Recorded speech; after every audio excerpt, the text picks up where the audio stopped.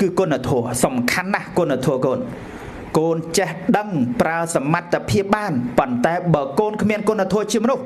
គឺឥតប្រយោជន៍ទាល់តែសោះចំណេះដឹងប្រៀបបីដូចជាថ្នាំអាសេរពឹសនៅក្នុងដៃរបស់កូនទាំងអស់គ្នាកូនអាចប្រើប្រាស់ថ្នាំពឹសទៅសម្រាប់នរណាក៏បាន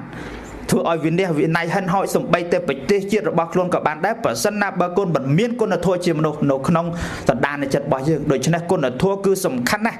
បានន័យថាគិតអំពីសេចក្តីសុខសេចក្តីទុក្ខរបស់ខ្លួនឯងនិងតកូលក្រុមគ្រួសារនិងប្រទេសជាតិរបស់យើងតែម្ដងពោលគឺមានសេចក្តីល្អក្នុងសន្តានចិត្តយើងអាចនិយាយជារួមបានខ្លីថាគឺមានមេត្តាមានករណាមានមុទិតាមានឧបេក្ខាគឺជាចិត្តប្រកបដោយព្រហ្មវិហារធម៌ឈ្មោះថាជាបុគ្គលមានគុណធម៌ហើយ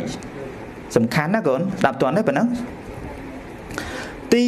4ចុងក្រោយគឺសុខភាពធ្វើជាមនុស្សកូនសំខាន់ណាស់សុខភាព